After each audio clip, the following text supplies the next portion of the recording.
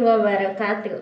Halo Sobat BPTTG, kita berjumpa lagi nih di podcast Teknologi Tepat Guna di Sperindak DIY. Gunuman Migunani, diskusi singkat syarat manfaat. Dan kali ini saya nggak bosen-bosen nemenin Anda, masih di podcast yang sama. Ada saya Febri Lila yang akan menjadi pemandu dari perbincangan pada hari ini. Nah, hari ini kita membahas apa ya Sobat BPTTG? Maka dari itu saya izin memperkenalkan tema yang akan kita bahas terlebih dahulu pada hari ini, yaitu peran teknologi tepat guna pada sentra kerajinan keris. Seperti yang kita tahu ya Sobat BPTTG, daerah istimewa Yogyakarta kental sekali dengan beragam kebudayaan yang ada di masyarakatnya. Ada banyak sentra IKM yang bergerak di bidang kebudayaan, salah satunya yaitu sentra kerajinan keris. Nah, pada perkembangannya, sentra kerajinan keris juga memanfaatkan teknologi tepat guna dalam proses produksinya. Peran teknologi tepat guna pada sentra kerajinan keris ini mampu meningkatkan kualitas dan kuantitas produknya. Seperti apa nih peran dari teknologi tepat guna tersebut? Akan kita bahas lebih lanjut di podcast kali ini. Dan saya tidak sendirian Sobat BPTTG, karena saya sudah bersama dengan ketiga narasumber saya hari ini. Yang pertama ada dari anggota DPRD DIY, Bapak Sinar Biatnujanat. Halo Pak. Baik Mbak, alhamdulillah sehat. Oke, alhamdulillah sehat ya Pak. Alhamdulillah. Udah makan ya Pak? Oh sudah. Oke, jadi biar kita semangat dan siap untuk membahas tentang pengrajinan keris ini. Selanjutnya ada dari calon prarekayasa pertama Balai Pengembangan Teknologi Tepat Guna, Bapak Randy Purnomo. Halo, bisa disapa dulu Pak? Halo Sobat IKM. Iya. Saya Randy Purnomo dari Balai Pengembangan Teknologi Tepat Guna. Tepatnya di sana saya sebagai calon prarekayasa pertama. Oke, kita cairkan dulu suasananya, tidak perlu tegang ini. Selanjutnya ada dari pengrajin keris Bapak Wahyu Aji Sasmito. Ya, perkenalkan saya nama Wahyu Aji Sasmito, atau yang sering di dunia perkerisan dengan Aladin, itu Aladin keris. Oke. Nah, istri saya Banyu Sumuruk, Girijoy Mogiri Bantul. Terima kasih. Oke, terima kasih. Kita mungkin langsung aja ya bahas tentang diskusi hari ini. Manfaat teknologi tepat guna pada sentra kerajinan keris. Pertama-tama saya ingin langsung ke Mas Randy dulu nih Mas. Sebagai calon prarekayasa pertama dari Balai Pengembangan Teknologi Tepat Guna. Saya ingin tahu dong Mas, apa saja sih sebetulnya program yang ada di BPTTG ini, khususnya yang dapat digunakan oleh sentra kerajinan keris? Ya, terima kasih Mbak Febri.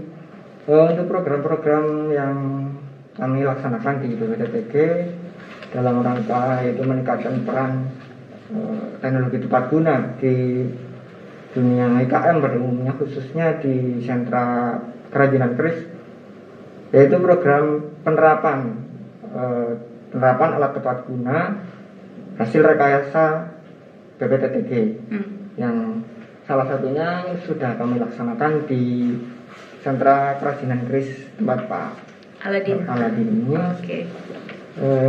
Di mana kami memfasilitasi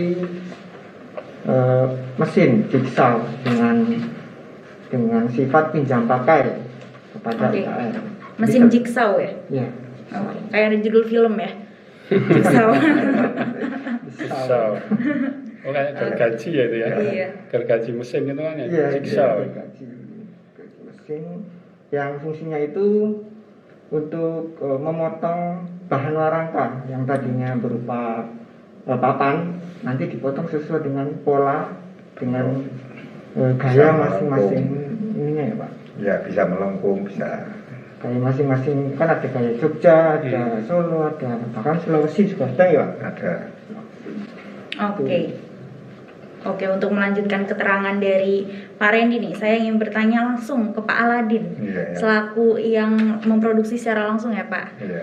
Apa saja nih Pak teknologi tepat guna yang sudah dimanfaatkan pada proses di sentra kerajinan keris yang Bapak? Itu untuk jigsaw itu kan untuk pembuatan warangka, Pak. Jadi kita gunakan untuk memotong kayu, melingkar, bisa melingkar bulat ataupun yang diinginkan atau itu. Jadinya saat kegunaannya untuk mempercepat pengerjaannya, Oke. Bisa memproses lebih cepat, mengirit biaya yang dulunya manual. Ya itu Pak, kalau manual kan perlu waktu yang panjang. Nah, itu tinggal cukup 3 menit, 4 menit sudah jadi gitu loh. Oke. Kalau boleh saya tahu nih Pak, sudah berapa lama sih Bapak kerja di sentra kerajinan keris ini? Riwayat saya itu tahun 1997 Pak. Oke, kurang lebih 20 tahun ya Pak? 20 tahun.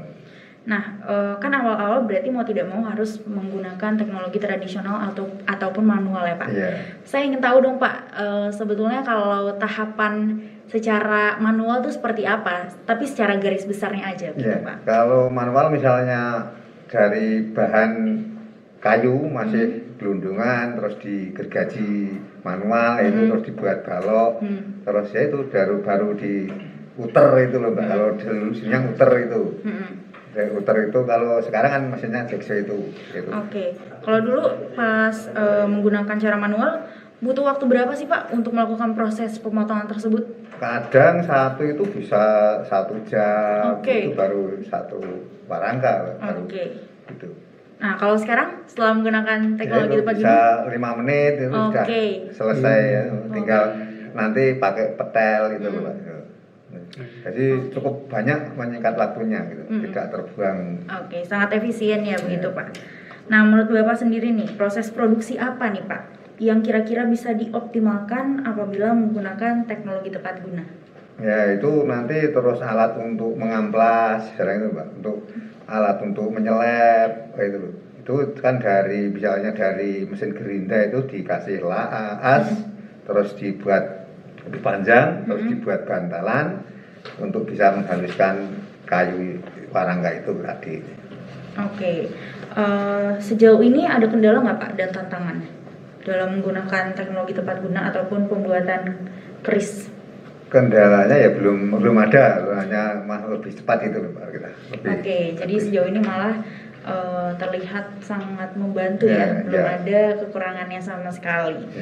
Oke, kalau gitu saya ingin ke Bapak DPRD dulu nih Pak Sinar. Tanggapannya seperti apa nih Pak dengan adanya program yang dilakukan oleh Balai Pengembangan Teknologi Tepat Guna ini? Iya, terima kasih Mbak Febri. Jadi saya kira pengembangan teknologi tepat guna ini menjadi bagian dari komitmen kami DPRD dan pemerintah daerah dalam ini di bawah Dinas Perindustrian Perdagangan tentunya ya, yang mana bahwa teknologi tepat guna ini merupakan implementasi dari Peraturan Daerah Nomor 9 tahun 2017 yang itu tadi saya sampaikan bagian dari komitmen DPRD dan pemerintah daerah. Bagaimana kemudian pemerintah daerah bersama dengan DPRD membuat sebuah peraturan daerah, yang mana peraturan daerah ini harapannya kemudian bisa menjadi payung hukumnya para IKM dan koperasi kita ya. Karena Perda nomor 9 tahun 2017 ini mengatur tentang IKM dan koperasi, yang mana di dalamnya ada kemudahan-kemudahan dan fasilitasi bagi IKM dan juga koperasi kita. Nah, salah satu fasilitasi kemudahan untuk IKM kita itu salah satunya adalah program teknologi tepat guna ini. Nah, saya kira ini menjadi sebuah solusi dan juga sekaligus terobosan baru bagi Dinas Perindustrian dan Perdagangan beserta dengan balai kan begitu, karena memang kendala saat ini saya kira ya dalam proses produksi tentang perkerisan termasuk rongkonya itu kan selama ini kan memang sudah berjalan sekian tahun bahkan mungkin abad ya. Ini turun-temurun dari nenek moyang kita, bahwa ya selama ini dilakukan secara manual, yang mana kemudian secara manual ini tentu juga membutuhkan waktu yang tidak bisa kemudian cepat mempercepat proses produksi. Oleh karena itu teknologi tepat guna ini yang kemudian menjadi sebuah jawaban dan solusi. Bagaimana kemudian harapannya industri kerajinan perkerisan ini bisa menjawab juga tantangan perkembangan zaman.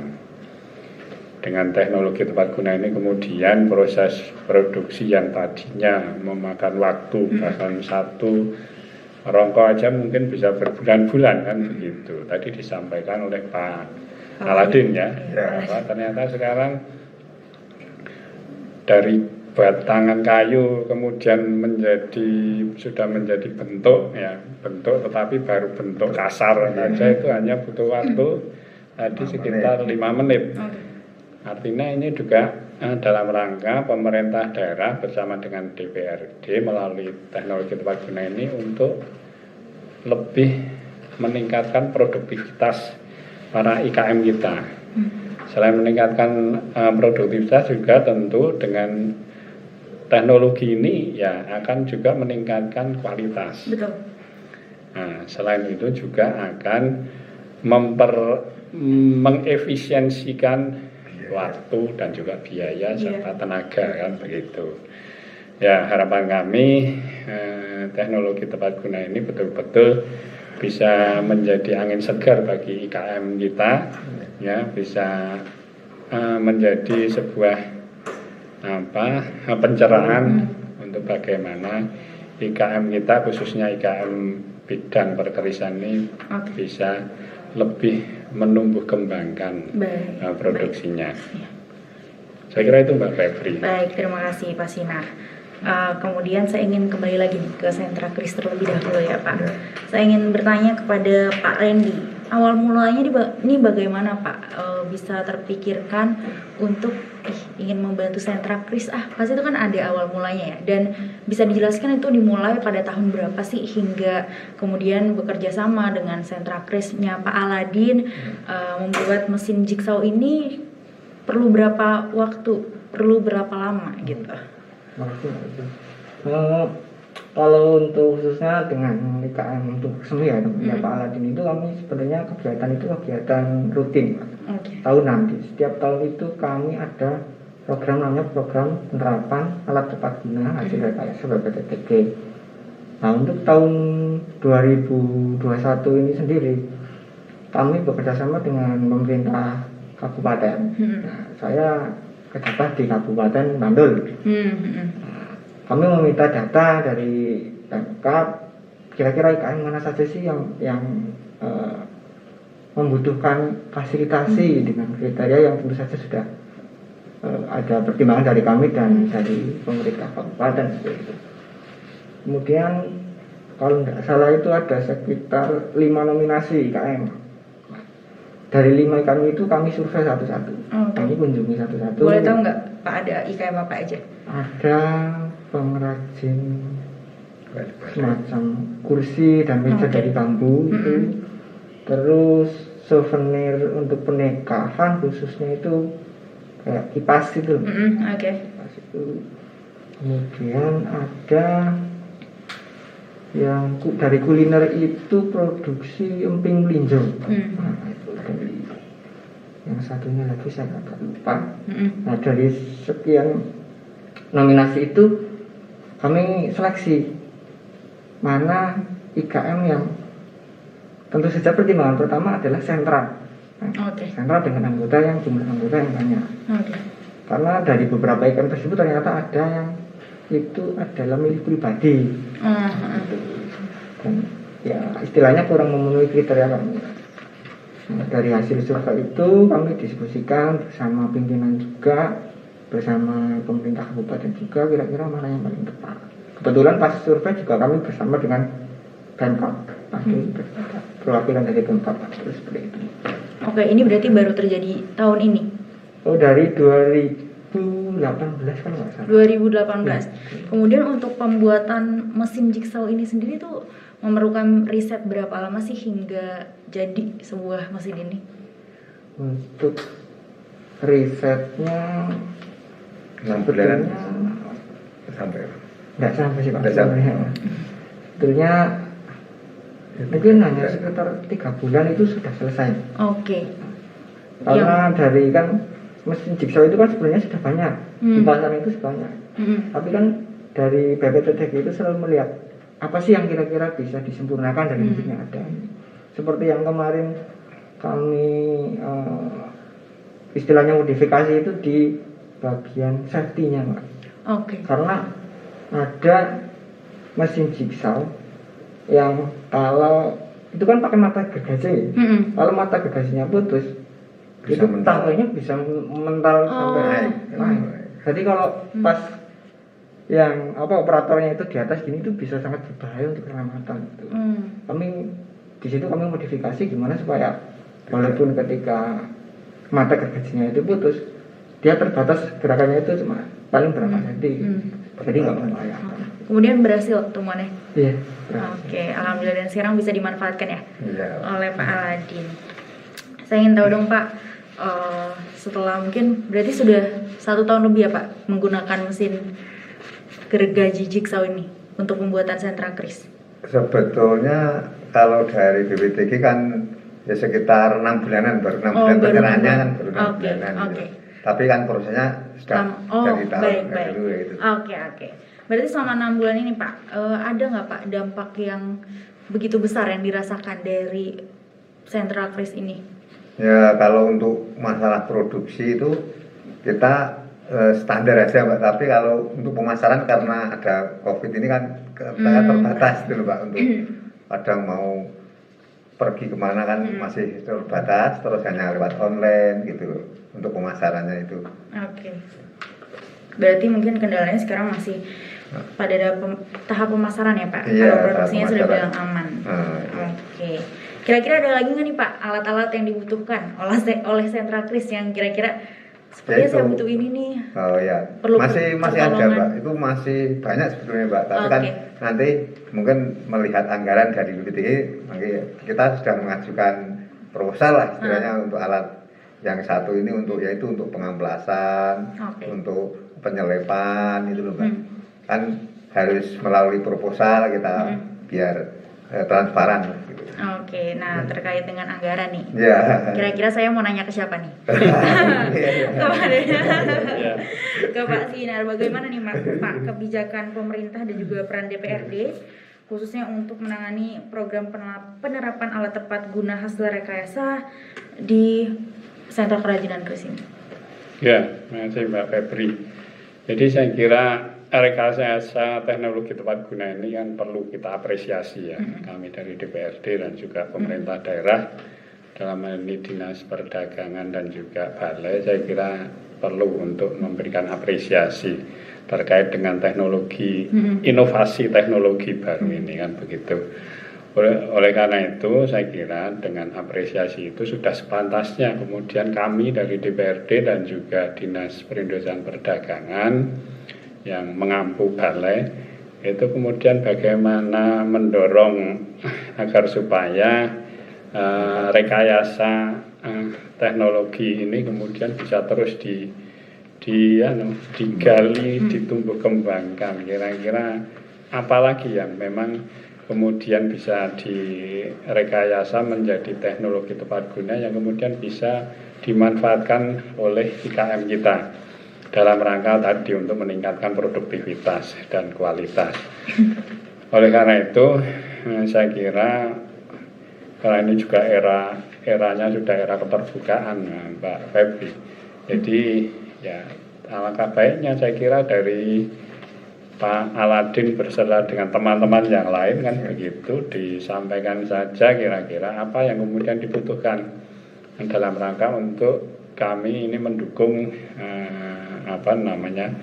menumbuh kembangkan tadi sentra industri keris ya, keris dan juga kelengkapannya. Karena kan keris ini kan ya Mbak Febri, ini kan budaya kita. Iya betul. Budaya kita, budaya Jawa dan juga mungkin juga di tempat daerah lain juga ada keris ya, tapi cuma beda beda model dan bentuknya. Karena ini budaya kita kan itu, dan Jogja ini daerah istimewa yang mana di dalamnya juga kemudian dengan istimewa itu kita punya dana keistimewaan. Ya saya kira bagian dari kita dalam rangka untuk menggali dan menumbuh kembangkan lagi budaya-budaya kita yang mungkin selama ini tergerus dengan modernisasi ya melalui dana keistimewaan itu, saya kira Dewan dan juga Dinas akan mensupport, akan mendorong ya teknologi tepat guna ini akan terus berkembang. Muncul teknologi-teknologi rekayasa tepat guna terus dari tahun ke tahun kan gitu. Baik. Saya kira itu Mbak. Oke baik, jadi sejauh ini DPRD dan juga Pemda masih tetap mendukung ya Pak, terus akan mendukung. Pasti kita dukung. Apalagi mengenai budaya ya. Ya, Tadi pasti. sebelum podcast yang ini tadi kan saya berjumpa dengan Pak Sudaryanto ya. Ya. Beliau juga bilang kalau kota kita adalah kota budaya sebetulnya, dan budaya ini yang mengembangkan bagaimana dia menarik para wisatawan gitu kan. Ya. Dan dengan adanya para wisatawan kan jadinya angka perekonomian kita kan juga meningkat ya Pak. Ya. Jadi semua ini Ya, apa yang dilakukan oleh Pak Aladin dan teman-teman ini kan sebuah potensi. Betul. Potensi budaya lokal yang kemudian bisa kita tumbuh kembangkan menjadi ya daya tarik wisatawan untuk datang ke Jogja. Meskipun juga para masyarakat di internal daerah istimewa Yogyakarta sendiri banyak sekarang ini kan pemerhati juga penggemar Banyak. ya pekerjaan ini baru sangat luar biasa. Artinya ini juga potensi dalam rangka untuk meningkatkan ekonomi kewilayahan ya, dari sentra-sentra industri itu. Harapannya kemudian pemerintah daerah hadir di sana yang kemudian sentra-sentra itu bisa kemudian hidup, tumbuh, berkembang ya menjadi syukur-syukur menjadi desa wisata, menjadi tujuan kunjungan wisatawan. Oke, kita aminin bareng-bareng ya. Oke, masih mengenai sentra Kris nih, Pak. Saya ingin tahu dong, Pak, awalnya kalau yang saya tahu nih, Pak, Kris itu kan sangat identik ya dengan hal-hal mistis gitu. Apalagi setahu saya tuh, kalau mungkin secara tradisionalnya pembuatan Kris ini nih menghitung bulan dulu, kemudian dibacain doa dulu. Nah, bagaimana sih Pak respon dari pengrajin Kris terutama dalam bagaimana bisa beradaptasi dengan teknologi tepat guna ini? Gini Mbak, itu keris itu kalau sekarang sudah zaman modern ini kan kita bagi dua Mbak. Okay. Yang satu itu keris yang istilah peninggalan kuno-kuno, terus yang satu yang modern ini yang kita ambil nilai seninya Mbak. Okay. Jadi kita buat yang seninya yang pamor, istilahnya pamornya yang demikian bagus, tapi tidak meninggalkan bentuk-bentuk yang lama. Gitu. Jadi meninggalkan pakemnya. Ya, pakemnya tetap, tapi kan pembuatan baru. Makanya kan kita dapat yang kita nilainya kan nilai seninya itu. Iya, nilai seninya ya. Iya, bukan magisnya. Iya, itu terkenal banget ya kayaknya Pak. Harus didoa-doain dulu gitu. Berarti sekarang para pengrajin juga sudah bisa beradaptasi ya dengan teknologi tepat guna ini, sudah bisa terbuka begitu untuk bisa mengembangkan, apalagi ini kan budaya juga ya Pak. Oke, mungkin terakhir nih sebelum kita ke penutup, saya minta harapannya dong dari bapak-bapak sekalian mengenai sentra, mengenai teknologi tepat guna yang diimplementasikan pada sentra kerajinan Kris ataupun IKM-IKM lainnya yang ada di Yogyakarta. Mungkin bisa dari Pak Sinar terlebih dahulu, Pak, silakan. Oh ya, terima kasih. Jadi tentu kami sangat berharap karena pemerintah ini sudah membuka diri dan juga memberikan ruang kepada para IKM kita ya melalui program teknologi tepat guna, rekayasa teknologi tepat guna. Ya harapannya ini kemudian bisa dimanfaatkan oleh sentra-sentra industri kerajinan kita secara optimal. Teknologi ini bisa dimanfaatkan ya dalam rangka tadi untuk meningkatkan produktivitas, kualitas, dan juga dalam rangka untuk menekan efisiensi waktu, efisiensi tenaga, dan juga efisiensi pembiayaan saya kira. Oleh karena itu mari saya kira kita bersama-sama untuk bagaimana rekayasa teknologi tepat guna ini akan terus berkembang, ya akan terus memodernisasi diri agar supaya IKM kita juga kemudian tidak ketinggalan dengan teknologi modernisasi. Saya kira itu Mbak Febri. Oke, baik. Terima kasih Pak Sinar. Agar masyarakat kita bisa beradaptasi dengan modernisasi ya. Karena mau tidak mau kita memang sudah ada di era 4.0, apa-apa itu teknologi. Meskipun teknologi tepat guna yang dibuat itu menyesuaikan dengan IKM-IKM yang ada ya, dengan pengetahuan mereka juga. Oke, selanjutnya kita ke Pak Wahyu dulu nih Pak, harapannya nih Pak. Ya, harapan dari saya itu satu itu masalah BPTG ini kurang informasi Mbak, istilahnya masyarakat belum tahu kalau ada sebuah lembaga yang dapat menjembatani untuk peralatan itu. Kebanyakan dari pengrajin saya tanya di mana-mana itu gitu belum tahu. Terus saya juga menginformasikan kalau di tempat saya membuat proposal kalau gini ya itu dari teman-teman yang lain kami mohon nanti bisa untuk sosialisasi lebih luas agar di daerah Jakarta ini bisa terjangkau semua. Nah, itu. Baik Pak Wahyu, terima kasih. Ini akan jadi catatan penting ya untuk ya. kita di diskusi hari ini. Ya mudah-mudahan dengan acara podcast ini kemudian bisa tersebar secara luas. Amin. Jadi apa yang sama Pak Wahyu kemudian bisa tersampaikan ke seluruh wilayah daerah istimewa Yogyakarta. Amin. Saya kira itu Mbak. Tambahnya. Baik, terima kasih Pak Wahyu. Selanjutnya ke Pak Randy nih Pak. Bagaimana Pak harapannya terkait dengan teknologi tepat guna untuk IKM yang ada di Jogja? Kalau harapan dari kami tentu saja untuk masyarakat IKM atau pelaku IKM di daerah istimewa Jakarta, mari kita bersama-sama mengikuti perkembangan zaman. Mari kita bersama-sama memajukan IKM kita dengan beradaptasi dengan teknologi tepat guna. Seperti itu. Kemudian kalau memang membutuhkan konsultasi teknis ataupun dari kami siap memberikan pelayanan kepada jenengan para pelaku IKM. Datang saja ke Balai Pengembangan Teknologi Tepat Guna di Google Maps sekarang juga sudah ada dengan sebagai BPTG yaitu di Jalan Kusuma Negara nomor 168 ya. Kemudian mungkin sedikit menjawab untuk tadi dari Pak Wahyu ya. Iya, boleh silakan. Kami sekarang sedang berupaya untuk bagaimana caranya supaya BPTG itu lebih dikenal lagi di masyarakat. Sekarang kami sudah mulai bisa endorse influencer Mas. Menawarkan diri nih Mbak. Jadi nanti kalau sudah ada dananya Pak.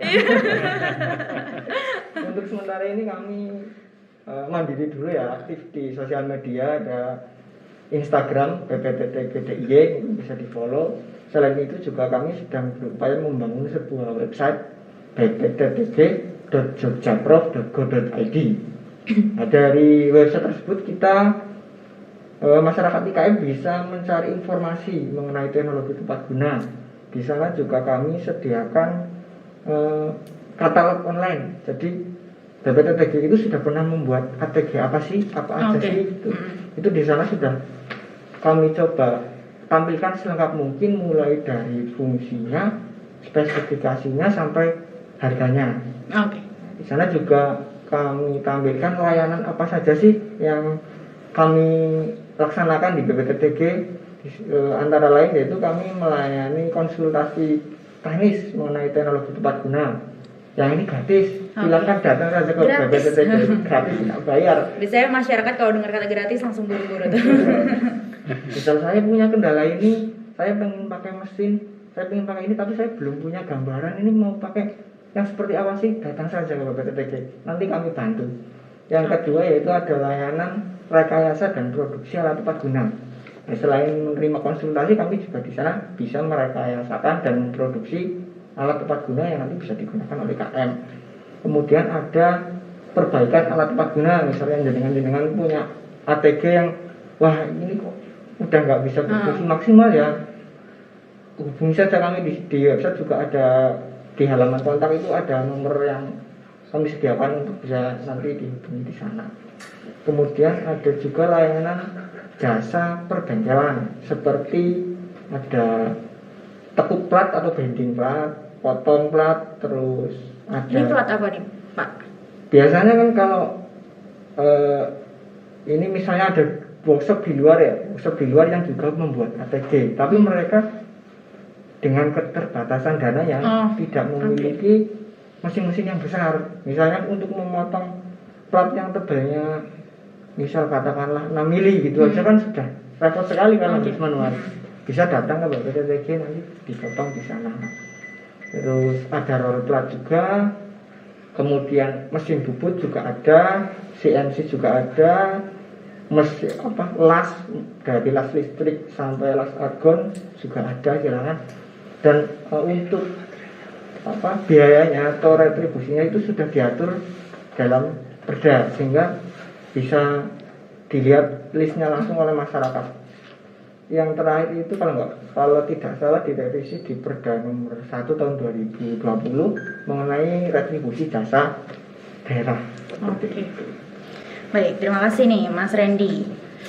Intinya Sobat BPTTG kalau ada masalah atau apa terkait dengan teknologi tepat guna bisa langsung kunjungin websitenya atau langsung datang ke kantornya ya. Gitu. Kalau begitu terima kasih banyak Bapak-bapak sudah hadir pada hari ini. Terima kasih Pak Sinar. Terima kasih Pak Febri. Terima kasih Pak Wahyu. Terima kasih juga Pak Randy sudah menyempatkan waktunya untuk berbincang-bincang di podcast kali ini. Kalau begitu Sobat BPTTG, itulah dia perbincangan kita mengenai pemanfaatan teknologi tepat guna pada sentra kerajinan keris. Dan sekedar informasi juga, saat ini Balai Pengembangan Teknologi Tepat Guna terus berupaya dalam meningkatkan kesadaran masyarakat pada pemanfaatan teknologi tepat guna dengan aktif membagikan informasi melalui media sosial dan juga website. Selain itu, upaya yang dilakukan BPTTG adalah memberikan bantuan berupa fasilitasi pinjam pakai melalui program penerapan alat tepat guna hasil rekayasa yang sudah dilaksanakan di sentra pengrajin keris tunggak seni tadi ya. Dengan hal ini BPTTG mengharapkan kesadaran masyarakat dalam pemanfaatan teknologi tepat guna dapat meningkat dan akan memaksimalkan peran teknologi tepat guna di IKM yang ada di DIY. Dan tidak terasa ya, sudah 30 menit lebih saya menemani Anda pada episode kali ini. Dan sudah saatnya saya, Febrillah, pamit undur diri. Kalau begitu saya mengucapkan terima kasih dan sampai jumpa, sampai bertemu di lain waktu. Wassalamualaikum warahmatullahi wabarakatuh. Waalaikumsalam. Waalaikumsalam.